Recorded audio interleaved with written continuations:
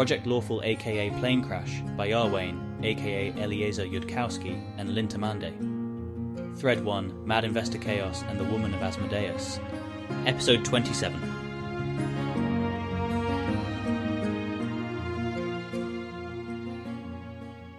It got a little cold and lonely up on the roof without Carissa to lean against. Keltham solved this problem by going down, wandering around randomly for a bit, not seeing any security anywhere he looked, calling out for security in a not especially loud voice, seeing somebody step around a corner a third of a minute later, and, you would think that if this whole place had elaborate tunnels in the walls for security to hide, and that was being kept secret and not told to him, they would be hiding this fact by having some visible security officers, but fine. Anyways, Keltham then asked if there was such a thing as magic to keep him warm, since the roof had no obvious switchable infrared lamp heaters, and the problem got solved. After that, the roof was about as good a place to think as his bedroom, with an increased probability of later Carissa materialization. Keltham is currently wondering if maybe Galarian just sort of collectively lacks the form of law-aspiring thought, where, if you have a problem, you try to think of a way you could rearrange reality such that you wouldn't have the problem anymore. It would explain everything he's seen in one sense, but explains too many things he hasn't seen in another. Somebody invented stairs as a solution to the problem of climbing to the roof, thereby falsifying the general form of the theory. Maybe that was before they invented wizard-based contraception and bred intelligence out of themselves, though. Or maybe devils told them how to make stairs. He's aware it's not a very plausible theory, but sometimes when you don't get something, it can be productive to play with impossible theories, or even frustrated yelling at reality, in case that knocks something loose, so long as you don't just keep on doing that. Hey, you. Oh, it's warm up here. Oh, good. It was getting too cold for me all by myself without you, so I reacted to this unsatisfactory state of reality by visualizing alternative and better ways reality could coherently be, and seeing if any of those alternative states of affairs were attainable by my actions, which led to me asking a security officer if there was any magic for staying warm. By a similar line of reasoning, Keltham was considering sex with Ione if Carissa never returned, and he felt sufficiently disappointed about that. What is that supposed to mean? Well, I reacted to the unsatisfactory state of reality where I had no idea how to communicate to you about sex by visualizing alternative and better ways reality could coherently be and seeing if any of those alternative states of affairs were attainable by my actions, and getting advice from someone smarter, and the conversation ended up mostly being about other things, but I do have an explanation about the sex thing. Does Dath Ilan have social deception games? We sure do have games with social deception, and parts of society where it's understood to be fun if we let things play out in a competitive, deceptive way. But we try to keep it out of science and commerce and management and politics, or any other context where getting it right matters more than getting it fun. Both kinds of sexual negotiation exist, but in Dath Ilan it'd always be very clear which kind of sexual negotiation you were in at any given time. Okay. In Galarian, people mostly do the games with social deception kind of sex, and I wasn't actually planning to because my incentives are very strongly tilted against accidentally confusing or alarming or upsetting you, but we don't strictly delineate them, and I wasn't assuming you weren't planning to, and I was slightly worried the entire concept is one good people don't invent. I am glad that they do. They'd be missing out on a lot of fun. I do not, in fact, understand the thought process whereby this was a sufficiently worrying thought that you needed to consult your best local equivalent of a keeper, but it's okay that I don't understand that. I don't expect to understand everything for a fair while, and you don't need to explain it in any more detail, if you'd rather do other things with our time. I express clear acceptance and affordance for you to suddenly need to go check with keepers while talking to the alien, whether it was yourself you were trying to protect by doing that, or me. I don't know whether my own statement there makes any psychological sense to you, as something that a person would naturally say in my position, but it's a sincere speech act for whatever that's worth. I think I understood around the edges of it. If I'd properly had that thought in so many words, I would have just said it, but instead, I just noticed the confusion, and all of the attempts I generated to communicate it started 100 steps back in very confusing territory, which I am going to blame on all this talking to an alien miscalibrating me about how impossible to expect communication to be. And now I think I do want to do other things with our time, if you want to. Sounds good to me. Retrieve an item from the conversational recursion layers all the way back to Dathilani's sex technology questions, or pick up somewhere else. Sex technology? Is there sex technology for turning into a dragon so you can have sex as a dragon? He leans back against her, like when they were on this part of the conversational stack before, restoring the state of the earlier function call. Probably not, and I'm considering how close somebody has gotten, but first I need to know what a dragon might be. They are reptilian, magic. What we call sorcerers, they don't have to shape the magic deliberately. They can do it from intuition, and don't die of old age. They just keep growing larger. Ancient ones are 1,000 feet long and wouldn't be able to fly at all if they weren't very, very magic by that point.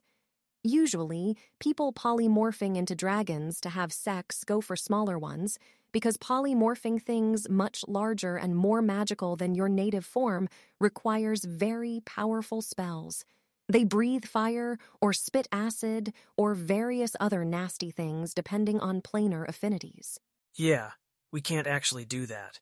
Closest anybody would have come materially would be building a giant mechanical thing that could have sex with you, or that you could control to fuck somebody. And though it's sort of a cheating answer, well, cheating is technique. So, I expect that the closest people have come to that experience is that there's probably some set of drugs you can get in a shop of ill-advised consumer goods which will let you, I don't know, put on a costume or stare at a moving picture and experience that you are a dragon with some amount of hallucinatory sensory remapping. But if I have to resort to saying that's how we do it, then you win in terms of the technology question. To be fair, I can't personally do that either. As a mere third circle wizard, I can turn into any woman you've ever met or heard of, but only for 6 minutes, and they have to be humanoid. Okay, I hopefully won't have to suddenly go meta too often, but for purposes of rapidly learning how romance works around here, that was totally a probe to find out what kind of women I find physically attractive, right? Where the fact that you can and will call any bluffs by transforming into that person forces me to be honest. And on my side, I can choose between flattering you by listing women who look more like you, or teasing you by listing, say, Lrilatha, because that would, not that this is a problem or anything, that would definitely be complicated romance rather than straightforward romance in Dath Ilan. Huh. That's straightforward romance around here. Complicated romance involves hiring specialized seduction devils to test people's monogamy commitments who've made them or something. Anyway, I don't have much riding on being your type, because every girl you're going to find here's got light brown skin and dark brown eyes and hair. Saying Lrilatha would be a complicated romance response, because the possibility is real that she'd hear about it. I think maybe my mental delineation is whether we have introduced non-romance stakes. She's kind of bad at not telling Keltham things. This is a bad thing to be bad at. Oh ho, are there other varieties of girl to be found elsewhere in Golarion? Perhaps I should ask for pictures before I decide. Are there not in Dath Ilan? Peoples native to different countries look different. They have dark skin near the equator, and people far up north are very pale with very light hair, and people in Tianxia look. Tian. I don't know how to describe it exactly, but it's very distinctive. Their face shapes are different, and their hair is finer and thinner and black, even though they are pale. We don't have that, no, because anyone can go anywhere with a quarter day's cost of labor. Even if we started out with less travel way back when, after a few generations of everybody mating with everybody all over the planet, I guess all the heritages just blended together. People probably cared at all about preserving variety of appearance. Back when that variety was dying out, it's just, there's so many other things to select on when you try to decide who you're going to have kids with. And it's so much not a place where it'd be governance's place to solve the collective problem by telling people they needed to start doing assortative mating on appearance instead. Forbidden costs, not much of a reward. Even in Dath Ilan, we can't get all the public goods at once. Huh. Well, that makes two things Golarion has going for it on the sex front. A reasonable match of sadism and masochism and distinctive races. I have heard Chelish men assert that northern girls are the prettiest, but they were at the World Wound and might have been just trying to win points with the locals. Couldn't Carissa just observe whether they said the same thing around only other Chalish people? Not being able to clearly tell on the meta level whether or not it is currently a time for social deception games to be going on seems super inconvenient, and like somebody could get hurt. Keltham sets it aside. He does not need to solve all puzzles simultaneously. More evidence will arrive in time, and if jumping at every confusion prevents him from ever getting laid, then this would constitute a symptom of meta-level dysfunction. Like, it's one thing to do that when confusions happen once an hour, but another to do it when they happen once per minute. Instead, Keltham says, "Now I really want to ask what you think is the best thing Golarion has going for it sexually, but spoilers." Well, I don't know if it's a spoiler if we can't do it. There's a 7th circle spell called Waves of Ecstasy, which incapacitates everyone around with overwhelming pleasure, and I don't think that's the best thing Golarion has to offer, but if it were, it seems like it wouldn't really be a spoiler for our evening, myself not being 7th circle. Yet. That sure does sound like the absolutely classic example of something you'd only see in a shop of ill-advised consumer goods. Wait, wizard spells are like that because they've mostly got to be useful in combat, right? Is there a class of combat someone can best fight with waves of ecstasy? Because that sounds like... Taldane doesn't have the word for trope. A particular literary theme. I think it's a modification of a very similar spell that incapacitates everyone around less pleasantly. But no, there are no monsters I've ever heard of whose secret weakness is sexual pleasure. And Golarion doesn't have the thing where, if there were monsters like that, you wouldn't find out until you passed a sexual experience test. So if you haven't heard about them, they probably don't exist. Check? Some places in Golarion might have something like that, but Cheliax does not withhold any information about the weaknesses of monsters from its soldiers deployed at the Worldwound. So yes. Right. Sometimes I forget that you're a seasoned emergency response official on a level where I don't even know who in civilization would be comparable to you. Even best-on-continent championship medical responders probably don't stack up to literally actually fighting alien invaders every day. There are championship medical responders? How do you evaluate them against each other? Presumably, they haven't all addressed the same emergencies. Standardized trials, of course, with prediction markets about performance under real future possibilities, in case somebody is only testing well in a way that the markets can notice.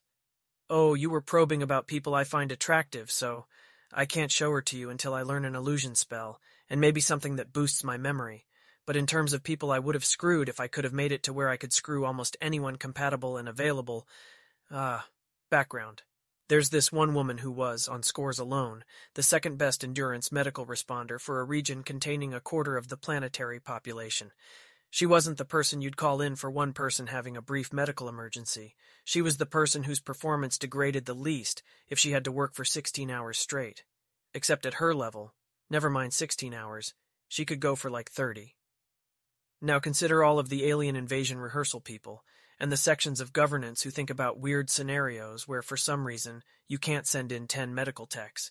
You have to send one medical tech who works 10 times as long. Everybody wanted her in their weird emergency response plans. The #1 endurance medical responder for her region wasn't into working with governance on weird scenarios nearly as much, or the #1 people for other regions, they just wanted to spend all their time responding to medical emergencies, go figure. So she was like spending half her time on actual patients, and half of her time maintaining all of her certifications for being hypothetically called in on every imaginable kind of weird medical emergency by every branch of exception handling. Lots of people watching the transmitted moving pictures of her doing that, treating simulated aliens that famous authors dreamed up, things like that. She was rank 5 famous, only 1 in 100,000 people had more identity recognition than her. If you were really lucky, you might personally see her simultaneously treating 4 pretend wounded bodies during an alien invasion rehearsal festival, or during an Oops It's Time to Overthrow the Government festival, which was when Keltham had actually been pretend nearly killed by the hypothetical corrupted governance military, and gotten his game life saved by her in person. And also she was pretty. Marin was her name. He'd almost said Moran, but remembered the difference between her game alias and her real name barely in time, which is a little embarrassing for somebody who was once your teenage crush. Because it is entirely hypothetical, the idea of a crisis where one person might need to work for 30 hours straight. Carissa, being a wizard, hasn't done it herself, and she can certainly appreciate the exceptional talent inherent in not having your performance degrade over the course of 30 hours. But clerics at the Worldwound work hours like that during every rush, at least once every month. To be the right trade for Asmodeus, Keltham does not have to solve everything, or even 0.5% of everything. If he teaches us metalworking, that would be enough. Neat, she says, and giggles. How do alien invasion rehearsal festivals go? Well, just because we don't have endless hordes rushing at us from the chaotic evil afterlife doesn't mean we'd like to all pathetically roll over and die if someday we did get invaded, though usually we'd suppose them to be invading with machines or cleverness, so we try to prepare ourselves, rehearse for it just in case. Some of the best writers and the best just-in-case military people, and maybe some keepers, I don't know, all get together and plan out how they would invade us if they were aliens with particular capabilities. Then during the Alien Invasion Rehearsal Festival, they get to tell us, this city got wiped out, or everybody in this region just got mind-controlled, or whatever, and then everybody in the region who got mind-controlled will pick up whatever pretend weapons they get issued and rush over to pretend to try to kill the rest of us. And, that also increases resilience if someplace gets hit by a catastrophic earthquake, because people have rehearsed who to coordinate with and which houses to check and how to look for bodies before their brains rot. That sort of thing. But running it as an alien invasion rehearsal festival instead is more fun. Sex technology. Sexy alien invasion rehearsal festivals, yes or no? Has absolutely happened on a citywide scale, but only in a city where everybody opted into that, and all the underage kids got sent away for that day. Are kids not allowed to participate in sexy alien invasion rehearsal? I guess they probably wouldn't have passed their competence tests. Well, everything is a spoiler at that age. Are you supposed to figure it all out yourself? I feel that this would lead to some hilarious misconceptions, like the jokes about peasants who go to a priest thinking they're infertile, and it turns out they just hadn't known you're supposed to put it in. You try for a period to see where you end up on your own, and then you learn about the standard optimal way of doing it, as opposed to, starting out by knowing all about how it goes. That sounds a lot less exciting. Girls would get pregnant if they didn't know how to avoid that. Carissa has been specifically directed to stop entertaining opinions about things like that. It's bad for her eternal soul, and to stop telling Keltham things for no reason. It's bad for her longevity. Maybe another thing we're doing all wrong for foolish reasons, she says. I guess you could ask the girls if there's anyone who has no idea what she's doing. That sounds a bit more dangerous in a world where there's serious diseases transmitted by sex and no cheap contraception, though I guess a wizard could afford to solve both of those. But you don't seem like you'd be able to afford clever infrastructure for keeping secrets like that, from only exactly the people who can afford to stay ignorant, so I'm mostly guessing you're joking? He's already good enough at inference, it's hard to gloss over things. Yeah, I would be surprised if you found any takers in Chiliax. There are some countries that protect their daughters from sex by not letting them near men, instead of by telling them about it. So I guess you could try to meet those once we steal all the women from all the countries that don't let them do things. That's the most horrible take on spoiler protection that Keltham has ever heard. I suppose they may as well get some benefit out of it, yes. But it wouldn't be me having sex with them. I already know where to put it, unless the people older than me have been hiding the real target area. And spoiler-protected people are supposed to only play with each other? She's not going to ask. I think it's sweet how you get angry about the women in the countries that don't let them do things. I get angry about that, but most people don't. And I think I started feeling specifically fond of you as an individual instead of as the vehicle for the most important thing that I can reasonably do when you first heard about it and decided we should steal them. You're angrier than average, huh? Guessing that's not so much because it was your choice of diverse cause area, and more because there's so many even worse things to worry about in Golarion if you pick based on calculation instead of emotional pull. Yes. Other people are being entirely reasonable, and I can't defend my fondness for the idea against fixing some other equally bad or worse thing, but the one that happens to make me angry is that one. It is a reasonable thing to be angry about. I will not mind if all of you take it a little slower on telling me even more things to be even angrier about, if there isn't any reason I need to know right away. Rapidly learning about lots of things to be angry about does not sound optimal for my mental state. I'm not a keeper. Yet, says a tiny voice inside him, which Keltham decides after a due pause is probably due to internal pessimization over things for internal voices to say, rather than due to internal prediction from knowledge he hasn't acknowledged to himself. And that's also the advice I got from someone who sort of was, in a manner of speaking. Well, not at all, actually. She thought of it herself, but it's a good excuse to stop telling him things, which she should. That I should be aiming at telling you about decision-relevant bad things rather than about ensuring that in the smallest possible time interval, you know all of the awful things in a world full of them. Except we don't totally understand your decision procedures, so I shouldn't try to have that much ownership of it on my own.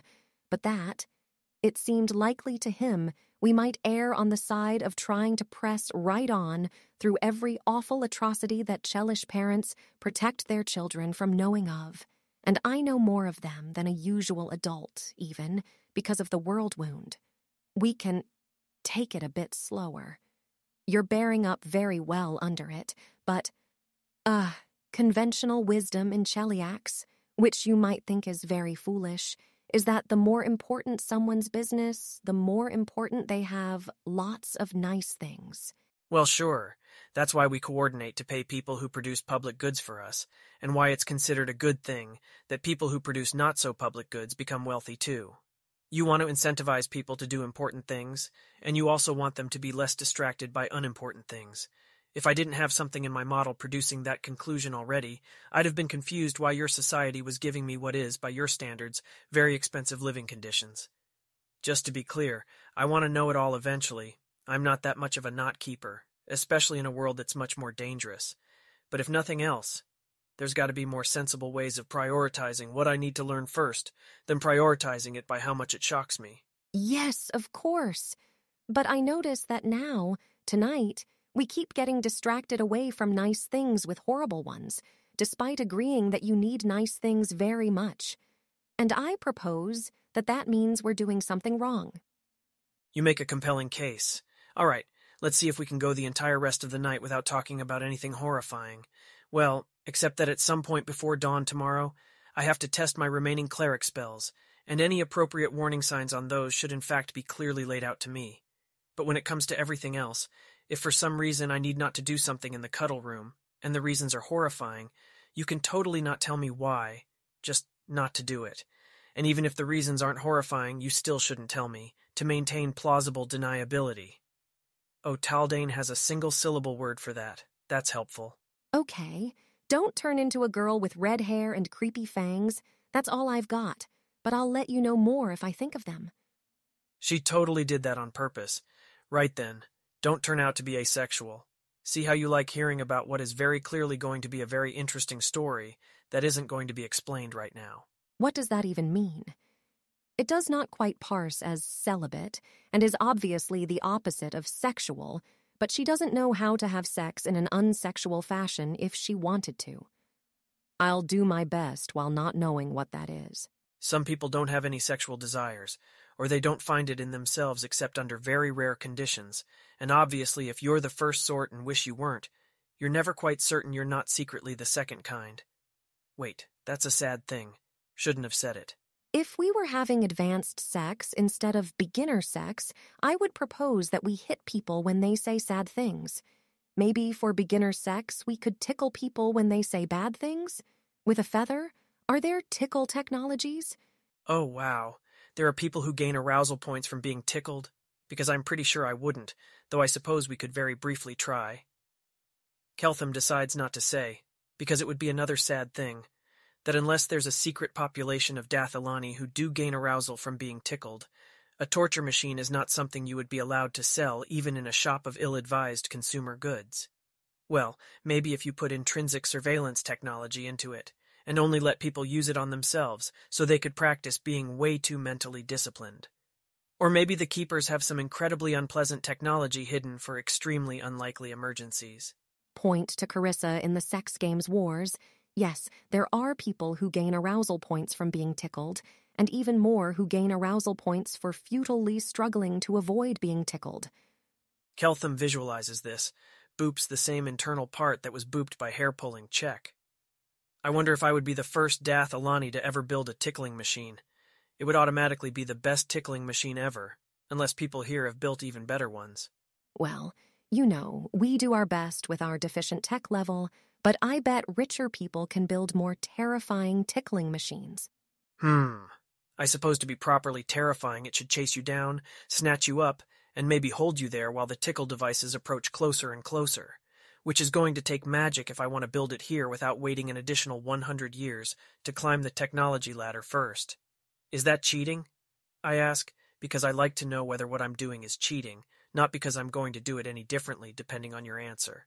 It seems to me like it might be complicated, building a tickling machine while trying to prevent the escape of your tickly. You could call in security, but that would be cheating. Oh, the idea is that you build the tickling machine in advance and don't tell them about that, so it can be a sudden cuddle room surprise. But I can see how a thought that chaotic wouldn't occur to such a very lawful woman from such a very lawful country. Luring women into your cuddle room under false pretenses to surprise them with tickle machines? I wouldn't have believed you capable of it. And I am delighted to be wrong. All romantic relationships in Golarion are competitive, deceptive ones, right? I don't even have to put up a warning sign saying it might happen. It's just assumed. Indeed. You still aren't even cheating. The cuddle rooms all have implicit signs. Beware, may contain tickle machines and dangerous boys, and possibly the sexy kind of dragon. This explains a lot about why people here never go into the cuddle rooms and just have sex in their bedrooms instead. We built great elaborate cuddle rooms, but then we got carried away and filled them up with goblins and mimics and treasure chests and traps and spike pits, and they were too dangerous for all but the bravest adventurers, and we retreated defeated to have sex in our beds. Probability 1 that this has totally happened multiple times in Dath Ilan, with somebody putting way too much over-engineered sex tech in their 1,000 labor-hour cuddle room.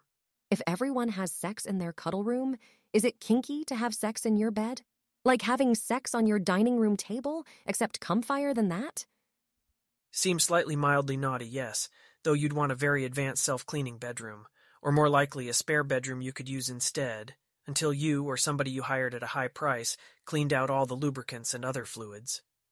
Well, I guess you could just have quick, uncomplicated sex on the bed that didn't call for much of anything to be externally lubricated. But that seems to defeat the point of the kinkiness, which is, I assume, to wreck the bedroom as much as possible in the course of having complicated sex in it. Now, room-wrecking sex, we don't actually have much of that, probably because of how we are terribly poor. Most decent beds can stand up to having someone chained to them for hours of exciting adventures, as long as no one turns into a dragon. There's a proverb that goes, if you've never broken a cuddling device you don't have a name for, you're not having vigorous enough sex. Of course, then, they started making ones that would not break under any realistic circumstances, and the proverb became obsolete, but it stayed in the language. Well, with magic healing, I feel we should be able to one-up you, but I admit I am not sure how. If you've never broken a spine, you're not having vigorous enough sex. If you've never broken an immovable rod, you're not having vigorous enough sex. If you've never broken an extra-dimensional sex dungeon, you're not having vigorous enough sex. But I have never broken any of those things, so I guess perhaps everyone I've slept with was very bored. Oh, it's part of a whole family of adages about being too risk-averse in cases where errors are recoverable. If you've never lost money on an investment, you're betting too conservatively. If you've never failed a test, you're taking lessons that are too easy. So for sex in Golarion, as practiced by someone who can afford healing spells, it would say that if you've never broken an ankle during sex, you're not trying sufficiently precarious sex positions. Carissa is having trouble imagining what kind of sex practiced by avowed non-sadists might nonetheless break ankles, but she decides not to ask. Perhaps she will learn firsthand, later, if she stops derailing the conversation. Well, I have never broken an ankle having sex either. I don't think I've broken anything more exciting than a uniform button. Well, let's not aim to correct that immediately. It seems like an activity that could legitimately be reserved for the third date or later. I don't think it counts if you do it on purpose anyways. We just have to keep escalating until something interesting happens. You're the expert. Maybe escalating until sex is positively dangerous is how they all handle their suppressed sadism. I had, in fact, been under the impression that between the two of us, you were the expert, but comparisons over expertise are better settled in domain contests than in argument. Well, on Galarian, people who like to hurt people just do that, and so there's less suppressed sexual tension pushing them towards bafflingly risky and furniture-destroying sex acts. So in that one specific dimension, you have us beat, but for everything else, a domain contest does seem called for. You're not dressed for it. 2 seconds and 3 zippers later, Keltham is displaying the Dathilani male version of plunging cleavage. Our clothing technology enables rapid adaptation to many purposes. Point to us. Wow, Galarian clothing. Well, probably someone has clothing that does that. Probably inheriting Countesses of Cheliax have clothing that do that, and Carissa should have asked about it as a higher priority than asking to be prettier. Carissa owns 3 outfits, her dress uniform and her undress uniform and her sleeping clothes, and they do not do that. Also, what was that mechanism? It looked mechanical. I will have you know, she says, slightly sternly, that I am with a heroic effort of will, refraining from derailing this flirtatious conversation to ask how your clothing fasteners work. But in the morning, nothing will deter me. They work very well, thank you.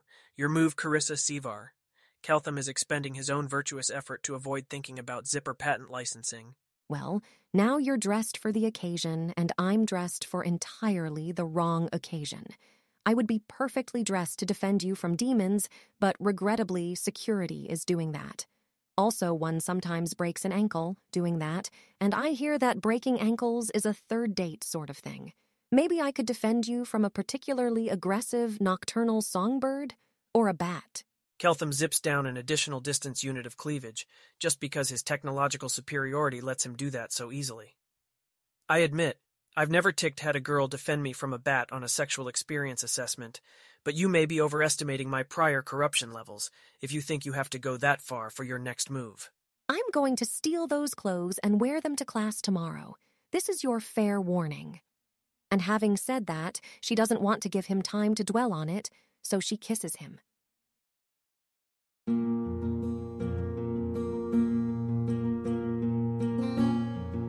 If you wish to support the production of this AI-voiced reading of Plane Crash, please visit patreon.com/AskWhoCastsAI. Any help is appreciated.